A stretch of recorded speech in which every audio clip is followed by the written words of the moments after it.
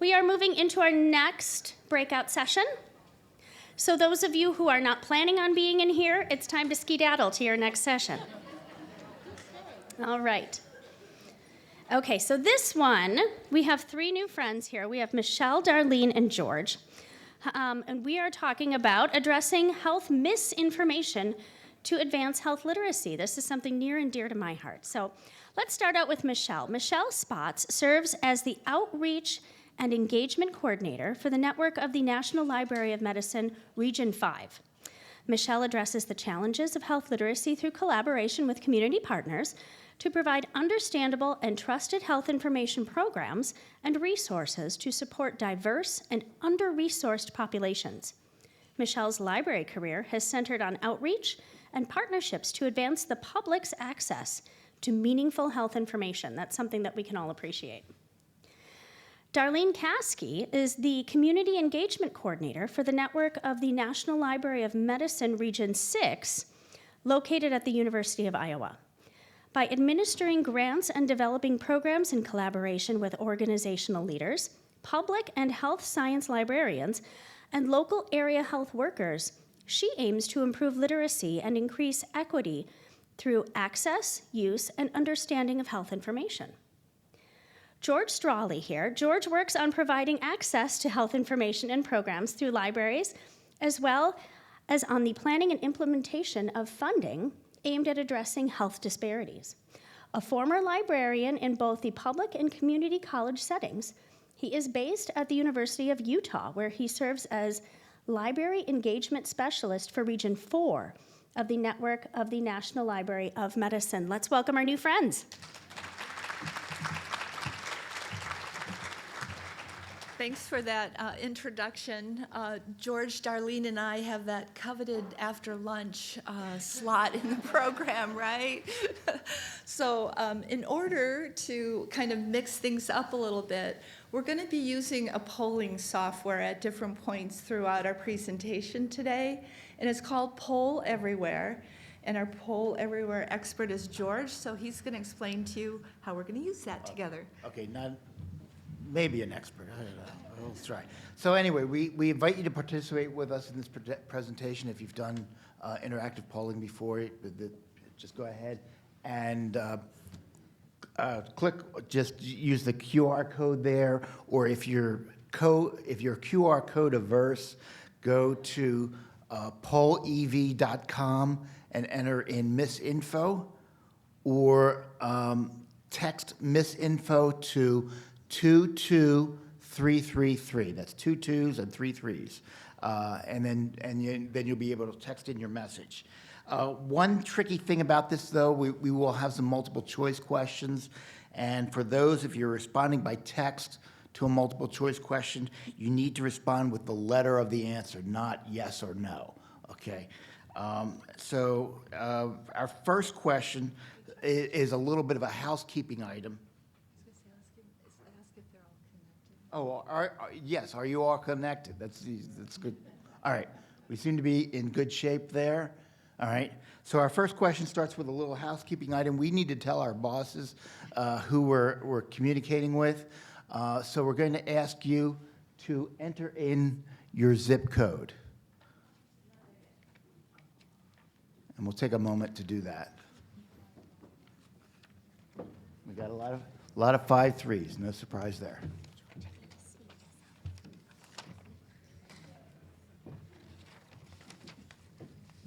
We did get a 60612. Any others?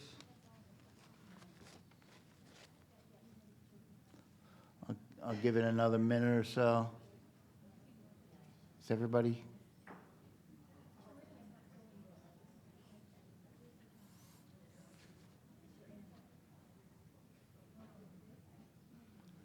And again, if you're having trouble, text misinfo to 22333. Okay, misinfo. Oh, yeah. You don't have to text misinfo to the. Okay. Well, that really is misinfo now that I think about it. Okay. All right. We will. If everybody's Good there? No? No? No? Okay.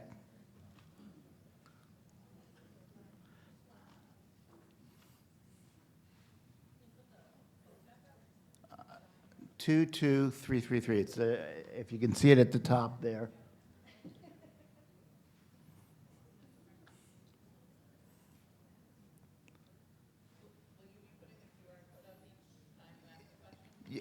Well, once you log in, if you want me to go back to the QR code, I can do that.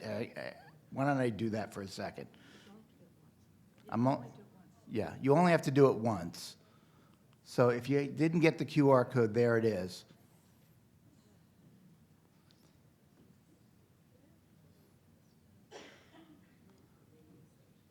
Went to a radio station. Whoa. What? The QR code? Really? Okay.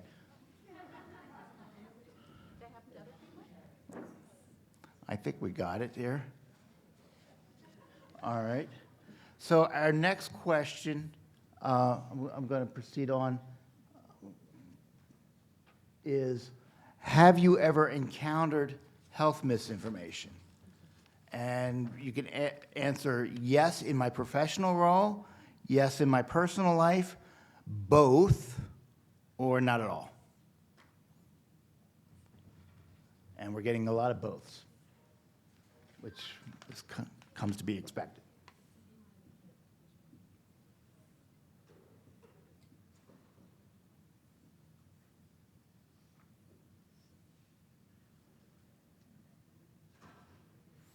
Okay, give it a moment.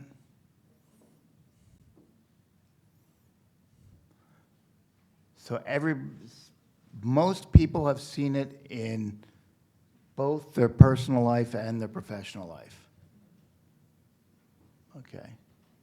All right, we'll have some more questions later on, but this gives us a sense of what people have experienced.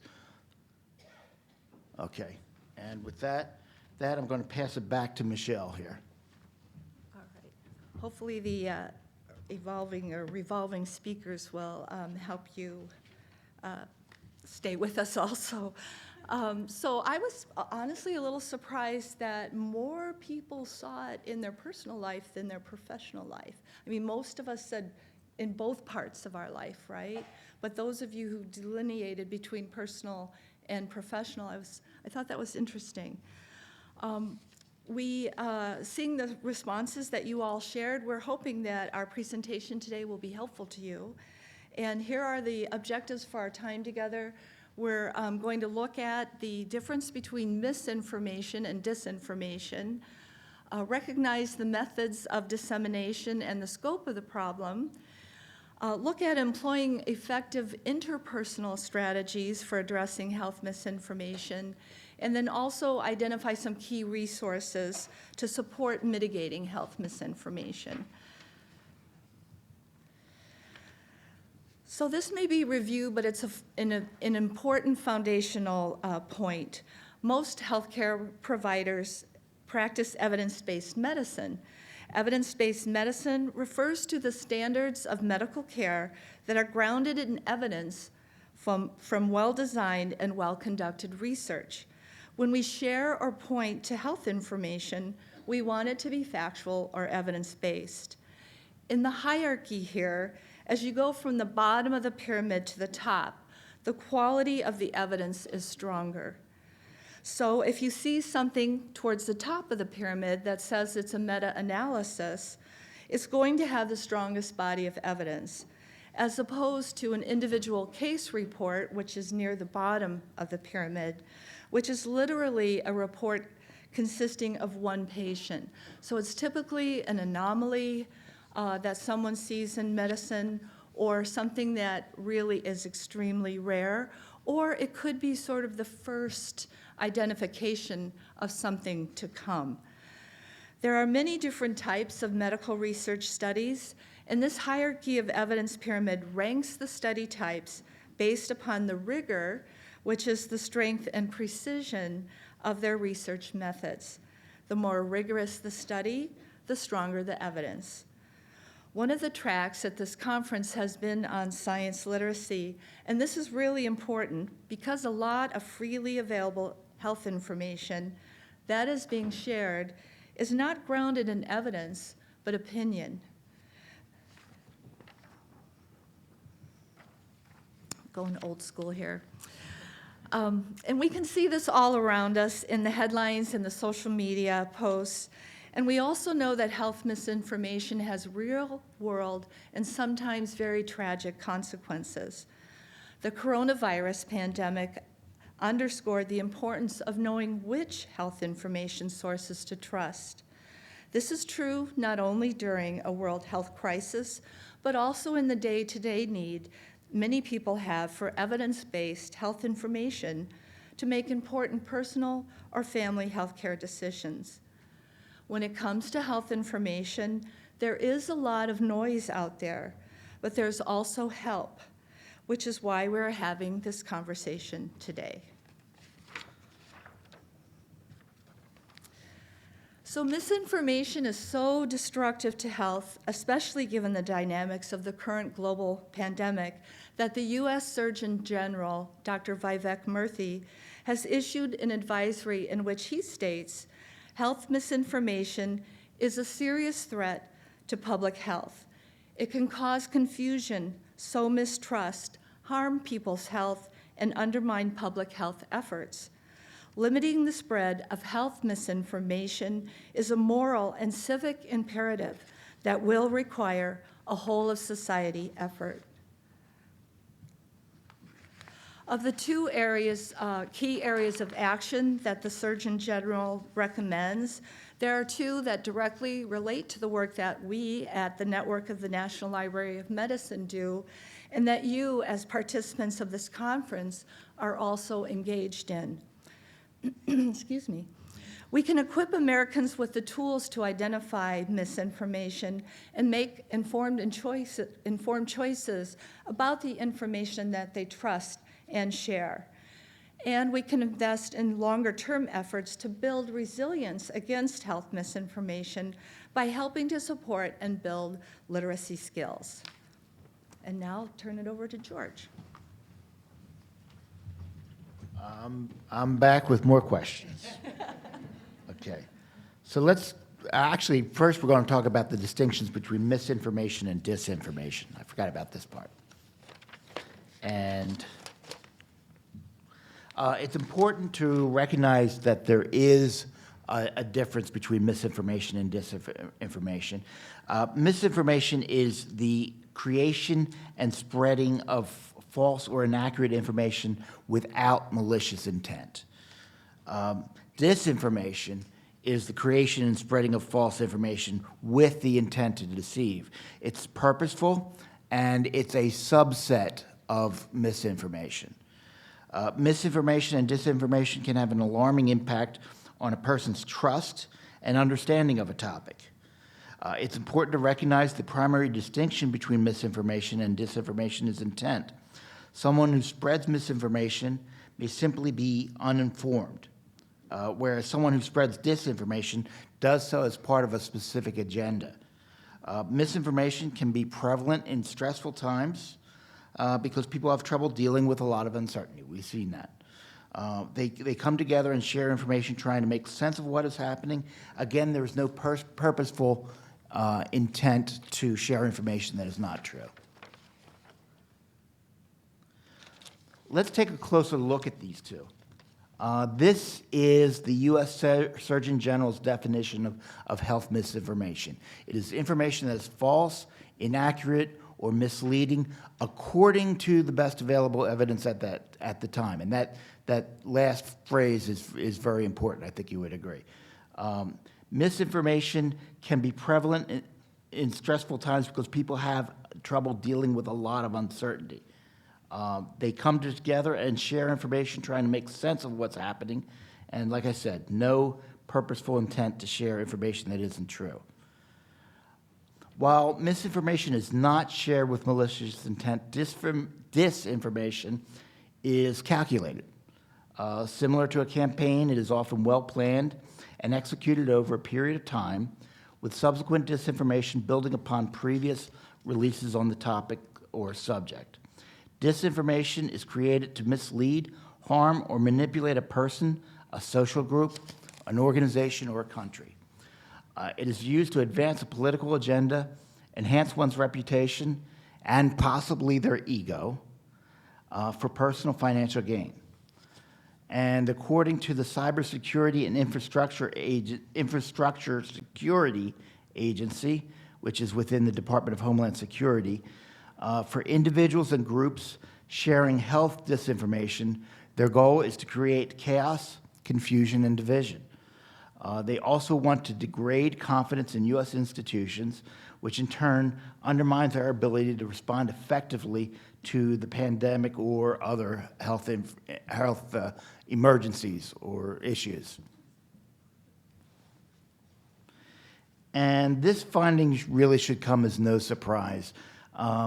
Several key factors drive individual and collective belief in health-related misinformation. Low health literacy is one of the most important. We also know that currently in the United States, only 12% of U.S. adults have proficient health literacy skills. That leaves a lot of vulnerable people. So why does this occur? One reason is because people who believe misinformation struggle with the literacy skills needed to discriminate between true and false information. Another factor is that health researchers focus on health literacy, but other types of literacy deficits are in play. They can include digital literacy, as we've talked about at this conference, media literacy, and science literacy. And by the way, another critical literacy skill for health information is numeracy. That is especially true during a pandemic when daily case counts are reported, vaccine efficacy is shared, and risk is discussed. These different aspects of literacy, as we know, are interconnected. We also know that context in literacy is important. So adding the emotional components of fear and uncertainty likely adds to literacy defects, excuse me.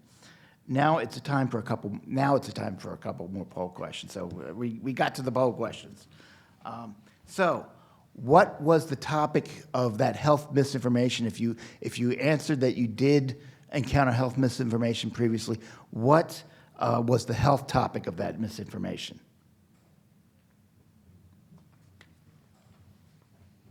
We've got COVID, infertility, lots of COVID. Vaccines. We see mental health in there. I see safety. Ivermectin. Ingredients, autism, all sorts of things. But COVID and vaccines is the number one, it looks like to me. I also see nutrition. Masks in there, infertility, endometriosis. We got a lot of them.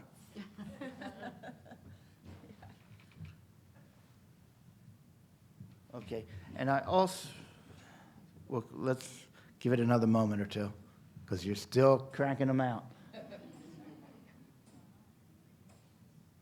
Allergies, menopause, hydroxychloroquine.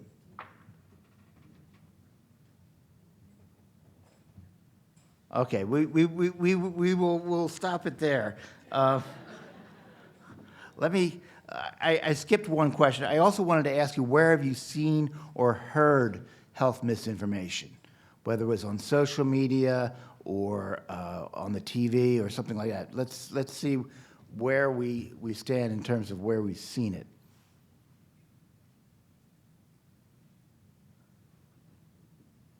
Media, lots of Facebook, Twitter, the news, everywhere. Patients, family, Donald,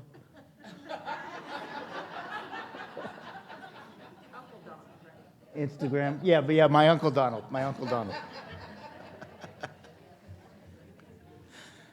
Okay. All right, so those are just a few of the places we see. We see with both of those, I think, kind of a wide variety, wouldn't you say? Yeah. Yeah. Okay, I'm going to pass it back over to, I believe it's Michelle now, right? All right, thanks, George, and thank you for playing our game. It really is ubiquitous, isn't it? It's everywhere, my goodness. Yeah, so let's look at the prevalence, which you're all very familiar with here. In a Pew 2021 internet study by the Pew Internet Research Project, 72% of U.S. adults are using social media in 2021. That's almost 3/4 of U.S. adults. The most popular and prevalent platforms are Facebook at 69%, so that's not a surprise. But YouTube is actually the highest used platform at 81%, which I thought that was kind of interesting. And we know that sites with visual content continue to grow, things like Instagram, Snapchat, certainly TikTok. The Pew Internet study also showed that of people who are on these platforms, most of them are using them daily. And they reported that 70% of Facebook users use it daily, 60% of Instagram users use it daily. So it's definitely part of our day-to-day life. And while young adults are definitely using social media platforms, there is a growing use by older adults. Okay. So I think we saw a slide on something like this previously, but the good, the bad, the ugly. So the good is that social media does allow us to be connected and to socialize and to share information, right? So I don't know about you, but there were many times during the COVID, lockdown phase or just when I wasn't comfortable going out that we would have family gatherings on Zoom. We would have birthday celebrations and friends gatherings and dinners together. So there is a really, good part of social media platforms. The bad is because the information isn't fact-checked, it's widely disseminated, and it's a breeding ground for health misinformation. And then the really ugly, and we know there are lots and lots and lots and lots of examples out there, but in this one study, in Italy alone, every day in March 2020, so this is brand new in the pandemic, an average of 46,000 news posts on Twitter were inaccurate and linked to mis or disinformation about the COVID-19 crisis. That's a lot of misinformation in one day. So Naeem and colleagues classified the most commonly identified fake news about COVID-19 into three main types or categories. And the first one is false claims, and I'm sure you can all share ones that you've heard. Some that I found are that the coronavirus can be transmitted through houseflies or mosquito bites, which is okay. The second one is conspiracy theories, such as the one about 5G and coronavirus. And so this was a little Twitter conversation about 5G causing COVID. And 5G, if you're not familiar, it's the 5th generation technology standard for broadband cellular phone networks. And then the last is the pseudo-scientific health therapy claims. So things like colloidal silver solution can help with coronavirus, the whole ivermectin thing, the Clorox bleach, those kinds of things. And we know that health care professionals are trusted sources of health information. Yet, what happens when healthcare providers spread health misinformation? These trusted health excuse me. See, I haven't been out of the house in 2 years, so what happens when these trusted health professionals are what we now call influencers and can unfortunately cause harm by spreading misleading or false health information? And if you're curious, like who the stars are in this health professional influencer arena, the Disinformation Dozen by the Center for Countering Digital Hate has the Dirty Dozen list. And you might be surprised, as I was, to see who's actually on there. So why does health misinformation spread so rapidly on social media? We know the messages are designed to appeal to the emotions and also align with our biases. They often also initiate a heightened emotional response. So they're going to get a rise out of you, so to speak. You might be very upset, angry, have a lot of anxiety or fear.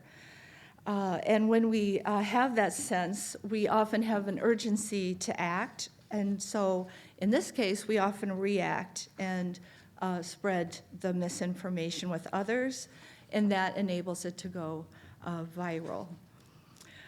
Social media's technology platforms incentivize people to share content to get likes, comments, and other positive feedback.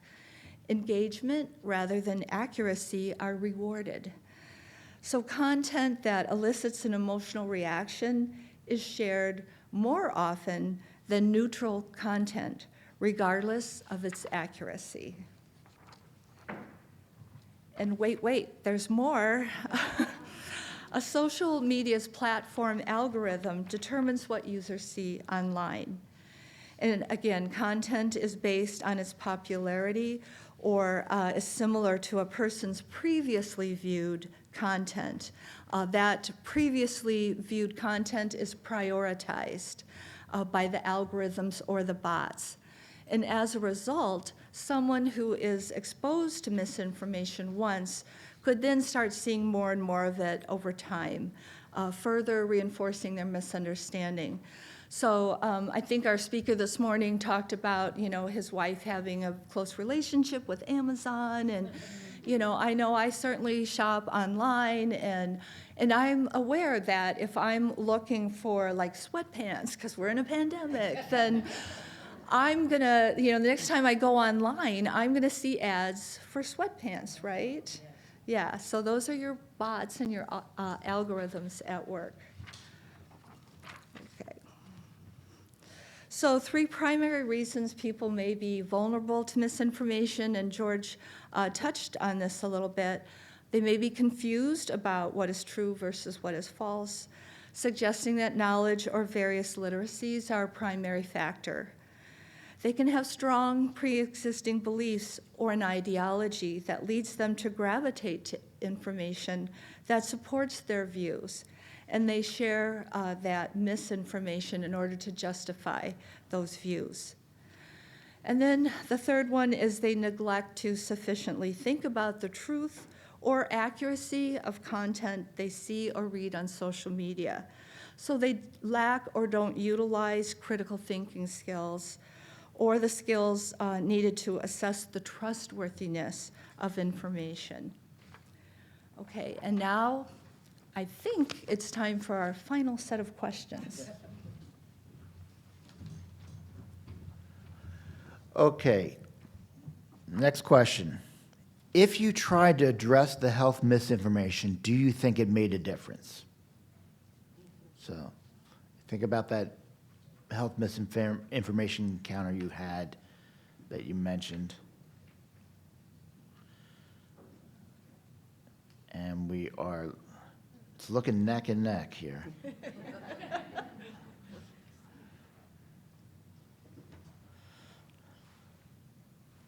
Okay, we are starting to even out here. And it looks like the nays have it. Although some of us, about a third of us say yes, we do think it made a difference, and then looks like about 21% say no, or they don't know. They don't know. It's gone up to half say no. Oh, you would? How so? Different interactions, okay. Yeah, so sometimes it works, sometimes it doesn't. Okay. All right.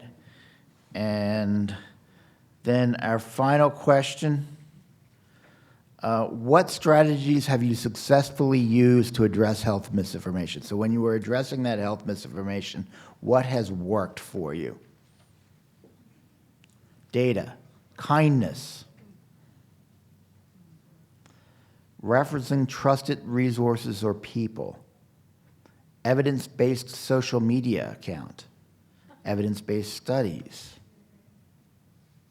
listening, that's a good one. Meeting people where they are at, another good one. Empathy. Personal experience. And another empathy. Conversation. And examples. We'll do a couple more. Listening first. And conversation. All good strategies, I think. All right? Don't click on it. That's a good one. Turned off CNN. Okay. Great. All right, I'm going to jump to the next thing. We've seen some examples, and we have some ideas too that we would like to share with you. And I'm going to pass it over to Darlene to start that. Well, I'm glad to see that somebody wrote credible resources, because that is what National Library of Medicine is all about. We want to get good quality health information into the hands of everybody in the United States. And the network of the National Library of Medicine is the education and outreach arm to try to do this, to do that, work on that mission. So what I'm going to share with you next is the National Library of Medicine's ABC of Health Information Evaluation. This is a handout that you can download from the guidebook, the app, or you can pick up this sheet of paper that's outside on our exhibiting table. And as I go through this, you may be familiar, or you've heard of these kind of hints and strategies all through this conference. But think about this in the light of your work colleagues or somebody you're talking to, your friends, your relatives. How can you use these strategies when you're talking with them? Share this information with them. So it's as simple as the ABCs, right? So A is for authority. So when somebody is looking at resources, either on social media, newspaper, whatever the resource, think about who is writing the article. Is it a legitimate health organization, such as the National Institutes of Health or the Mayo Clinic? And you can determine that by looking at the URL to see if it's .gov for government, like a National Institute of Health, an educational institute, .edu, like University of Wisconsin, .org, which may be the health organization, like the Arthritis Foundation, or .com, which is a commercial or business site. And often you have to recall that those sites are offering something, selling you something, and might not be in the person's best interest. Authority is also about who the actual author is. And in order to know if they have the appropriate training, experience, the credentials to have expertise on the subject that they're talking about. So if you're reading about heart health, you hope it's being written by somebody who is an expert in heart health, a heart doctor. Now, you can check the About Us section on a website to see if you can find that information about who's posting this information on their website.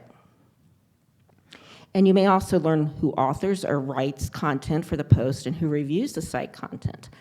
Ideally, again, we want people who are medical experts, doctors, nurses, and health professionals to be reviewing the content.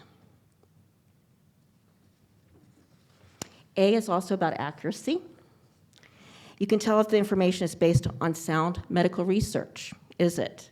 In other words, as Michelle was talking about, is it evidence-based? If so, the research or evidence should be cited, and there should be references listed, and the level of that evidence pyramid may also help you with this. And one red flag to notice, and you can share this with somebody that you're talking with or family members, do you see any grammar or spelling errors? This could be that somebody's just trying to post something who's not very knowledgeable.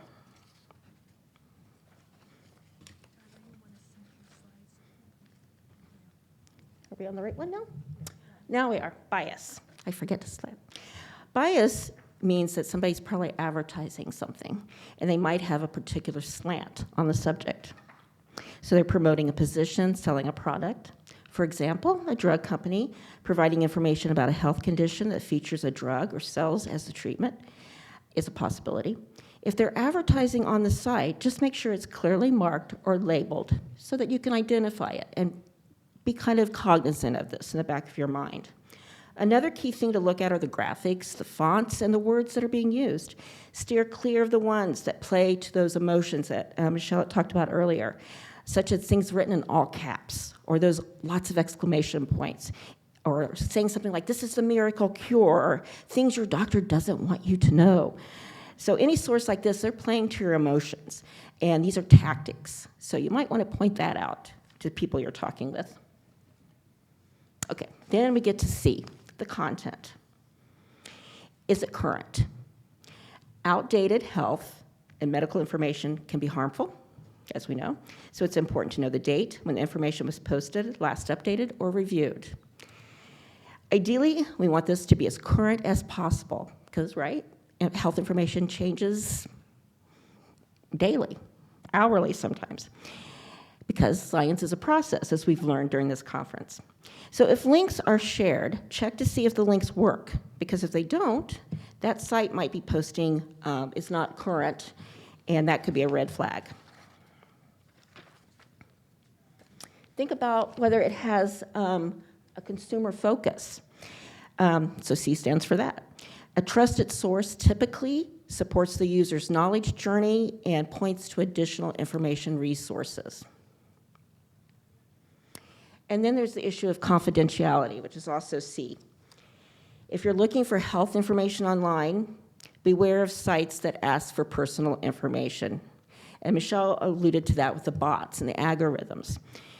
Because if they're asking, especially if they're asking for personal information up front, don't share any personal information without understanding exactly what the site will or will not do with your information.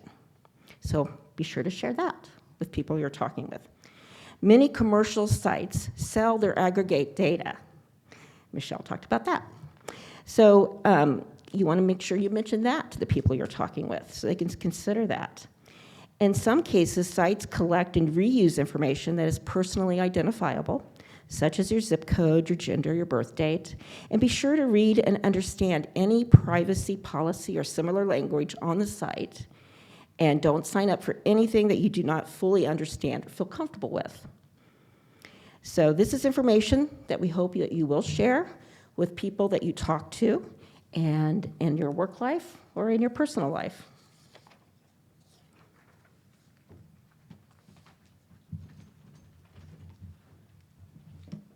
Okay. Thank you, Darlene. And now that we know our ABCs, let's look at a couple of suggested important interpersonal strategies for addressing health misinformation. And a little caveat here, I'm not an expert on this, and some of you may be far more experienced, but this is what I know, so I'll share. An American Journal of Public Health perspective piece offers insight into how healthcare providers might successfully approach patients' misinformation. So this wasn't, one of the primary responses that you gave to our poll question, but if it comes up, this is what APHA suggests. And the approach focuses primarily on inquiry and curiosity to draw the patient out into a conversation, and some of you said that in the word cloud, let's have a conversation. And it is a non-judgmental approach. And someone else had mentioned kindness and empathy and those kinds of approaches. This recommendation by APHA actually mirrors what Dr. El Sayed talked about in his pre-conference keynote presentation. So I was kind of happy to see that synergy there.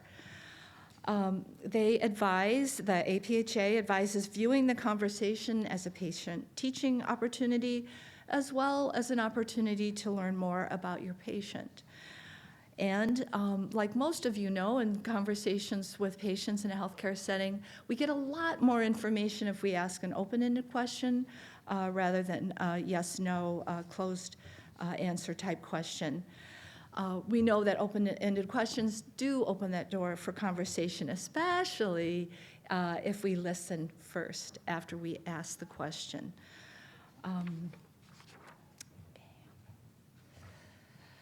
So understanding misinformation as a force in a patient's life also calls for assessment and understanding of the patient's lived context.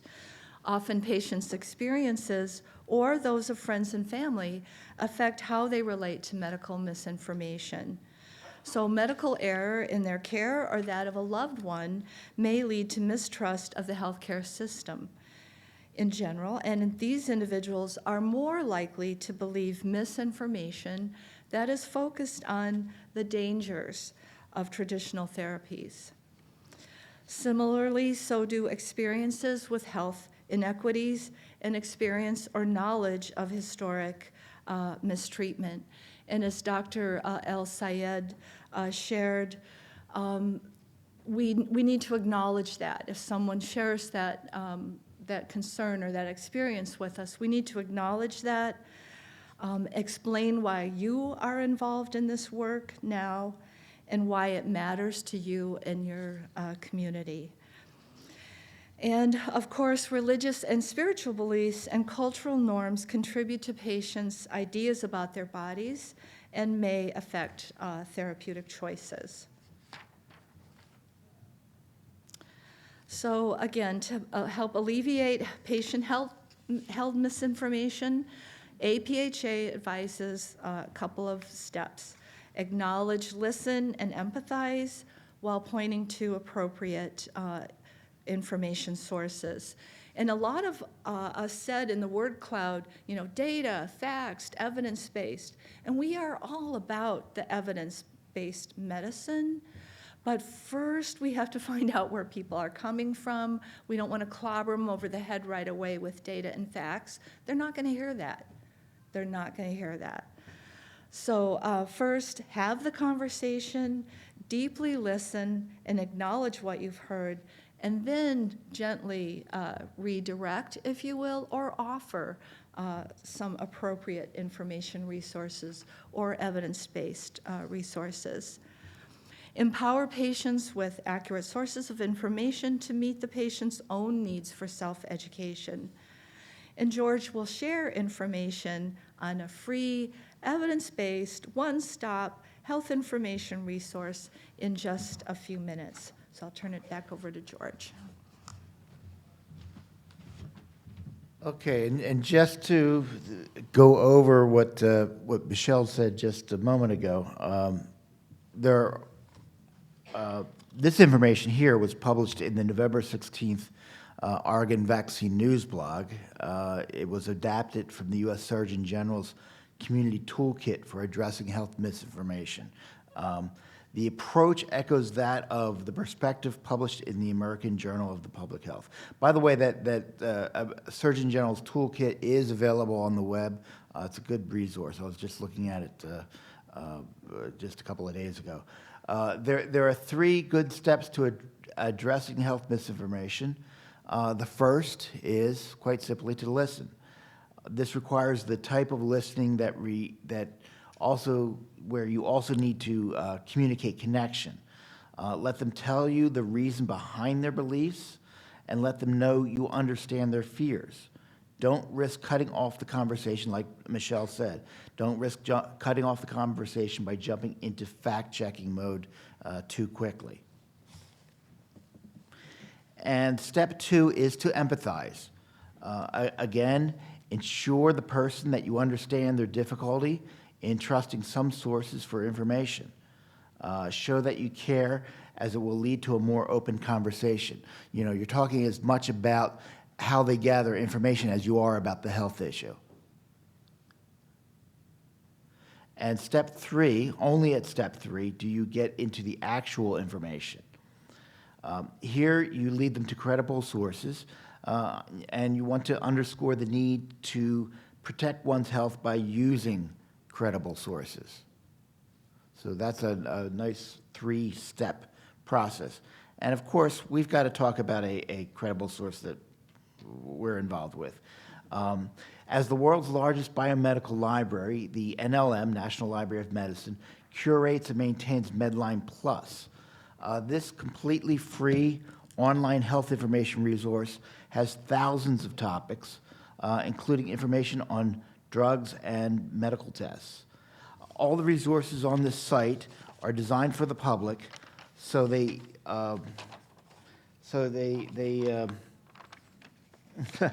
they try to present medical information in a way that's easy to read. They draw on government and university resources and websites. The website is fully translated into Spanish. And the topical icons on the left guide you to major sections of the website. For instance, Health Topics has information on wellness issues and more than 1,000 diseases, illnesses, and health conditions. You can also find information presented in an easy-to-read format, and certain material is available in languages even other than English and Spanish. The site, again, is medlineplus.gov. And with that, I'm going to pass it over to Darlene now, who's going to wrap things up, I believe. So let's say that somebody looked up some information and they didn't use medlineplus.gov, or you didn't use medlineplus.gov, and you read something and you're like, I wonder if that's really true or not. Well, there are some fact-checking sources out there that you can trust and look at.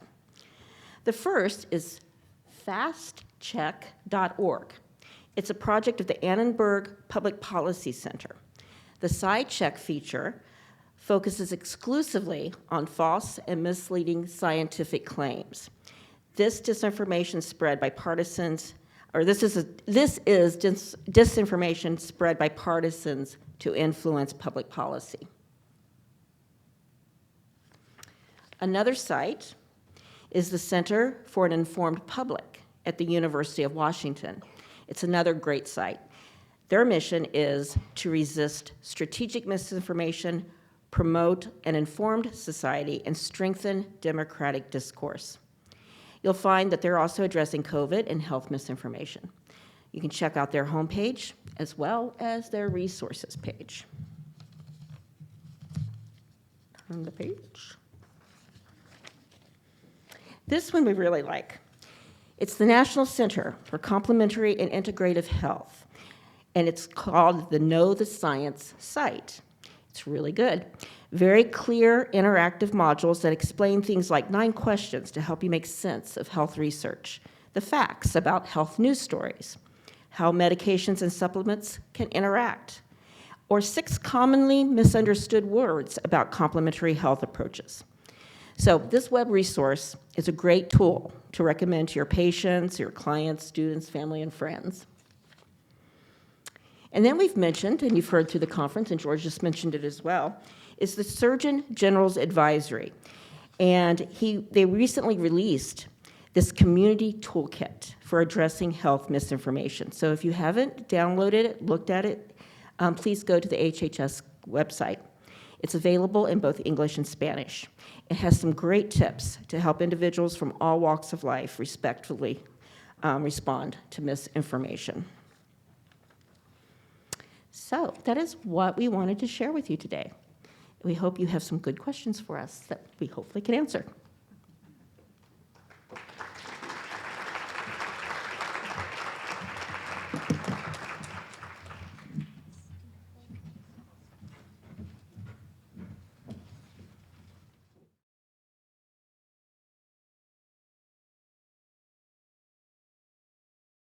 And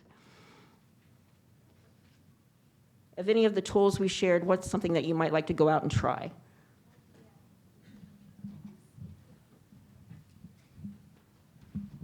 I'll say that all the websites that you provided that were fact-checking and to dispel the myths is really great, because I do teach community health workers, and in enabling them to go out there and deal with community, they can use these tools to effectively tell them in layman's terms what things are, and also provide them with that so they have their own self-efficacy. So I really appreciate that knowledge. Thank you.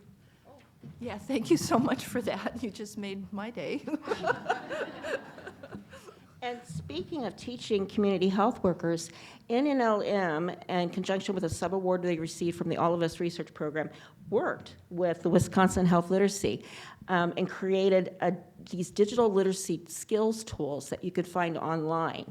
There's curriculum for training the trainer, as well as actual modules that you can just link to, and people can work through them, and learning how to set up an email account or how to safely search for health information. And you can download, or you can pick up this.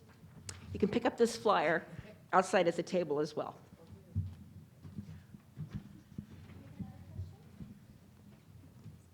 As an outreach worker, how can we kind of repackage correct information in a way that people will more easily accept it?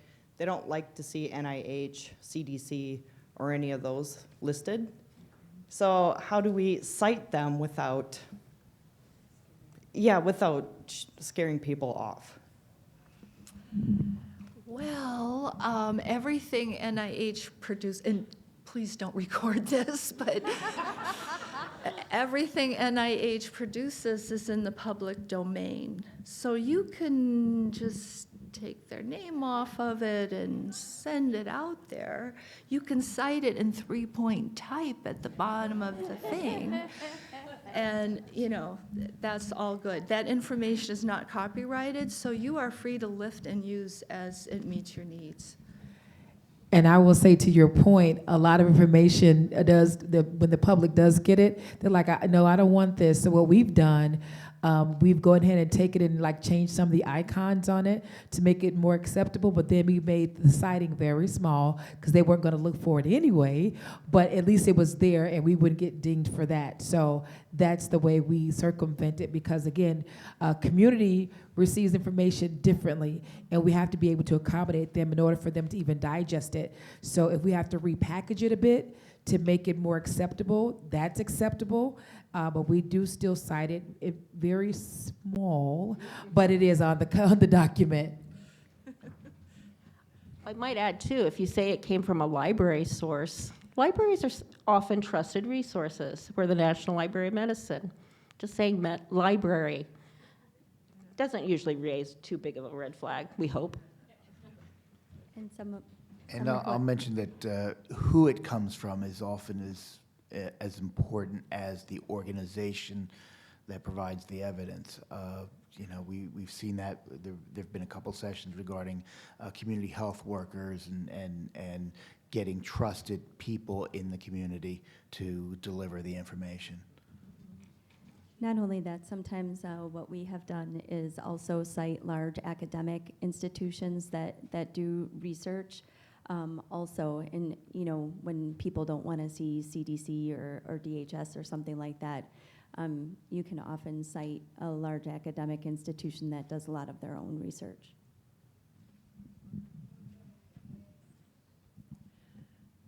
I'm also thinking too, the network of the National Library of Medicine, particularly the NNLM, All of Us collaboration, is working with a number of different community partners and agencies across the United States. So just for example, in my region, Region 5 in Seattle, we're working closely with the National Alliance for Hispanic Health, and working with agencies and organizations like that can also help people like me especially get the message right.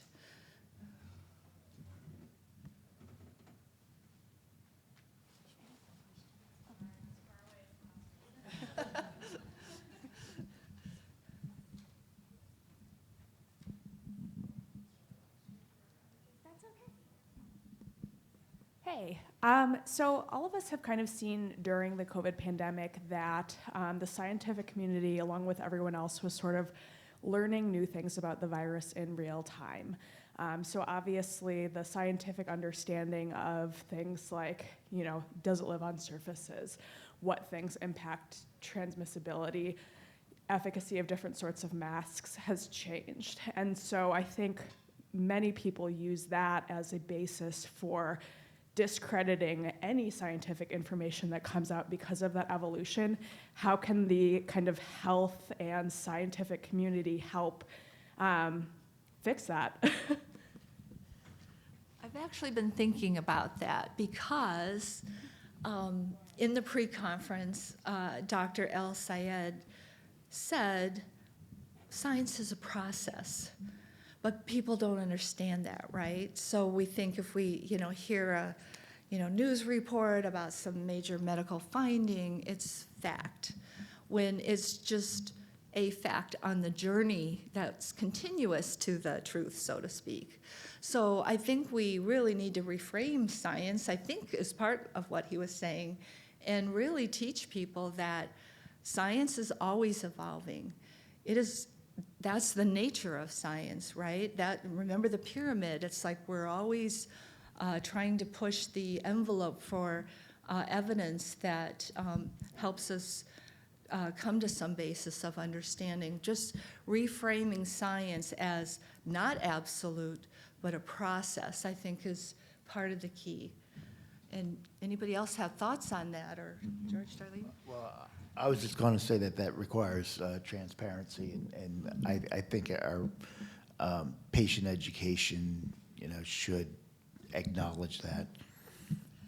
And one thing that I want to say, like kind of a real life example for me is the second booster, right? So FDA, we're going to approve the second booster emergency authorization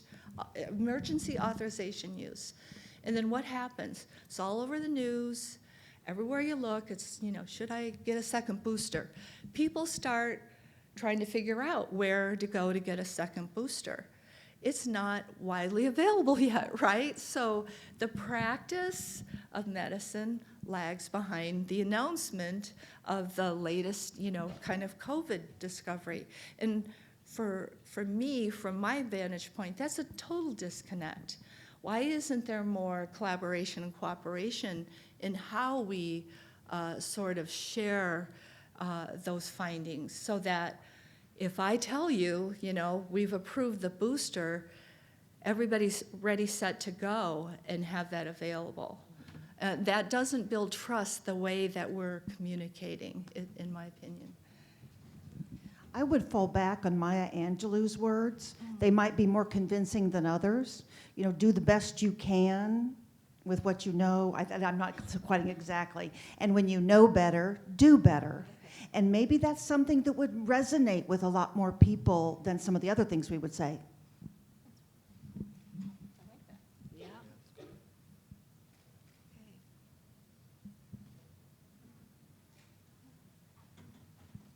Questions going once?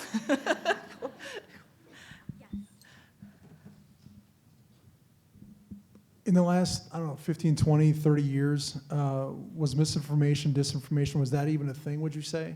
Or is it just all relatively new? No, it's totally always been a thing, right? It's just the technology today really allows it to spread more quickly. The uptake is faster and the dissemination is much faster. But, you kind of think back, and there's always been the snake oil salesman and that kind of thing, the false and misleading ads in some of your, magazines. And then, I was seeing on our one of our slides the Gwyneth Paltrow and the Goop website, and we have celebrities involved in healthcare, and they're highly trained. So, yeah. But it's always been a thing. To answer your question, it's just more. I think it's more prevalent, and it's been really amplified and brought more to the public's attention now in the pandemic. Yeah, behind you.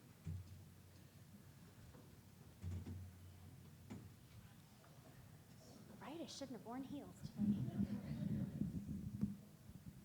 So my in-laws all live in Brazil, and I think it's fascinating how much of the misinformation that they're spreading on Facebook and claiming for reasons why they may not get vaccinated are all exactly the same things we're hearing here.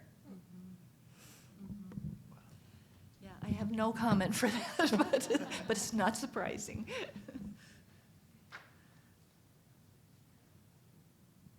Oh, one way in the back. No, you're good, you're good.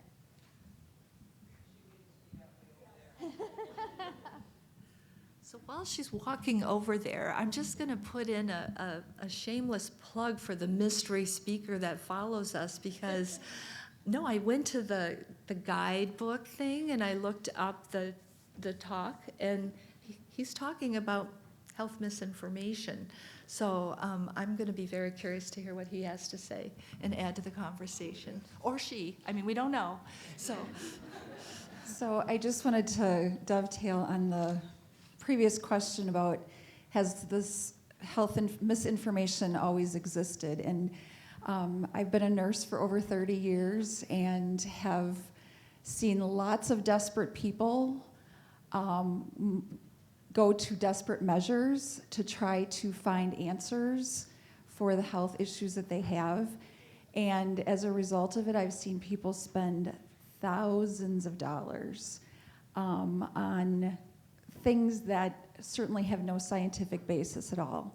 I know of somebody who her family member had been diagnosed with Alzheimer's, and she was convinced by a health professional that she needed to have all of her fillings in her teeth removed because the fillings that she had, she was told, would lead to her development of Alzheimer's.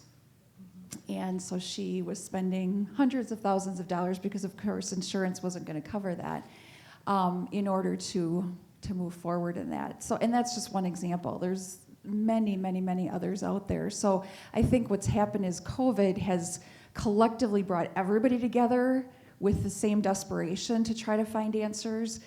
And so that's why it's a lot more prevalent now. But yes, it's always existed. Yeah, thank you for that insight. Before I joined the network, I worked for 20 years as a consumer and patient librarian. And I think you're talking about the mercury, thing in the teeth, and everybody was getting their teeth, the mercury fillings taken out of their teeth, and lots of stories like that, Okay. All right, friends. Well, we unfortunately are out of time for our National Library of Medicine friends. Help me thank them. Thank you for hanging in there with us during the coveted post-lunch time slot. Thanks.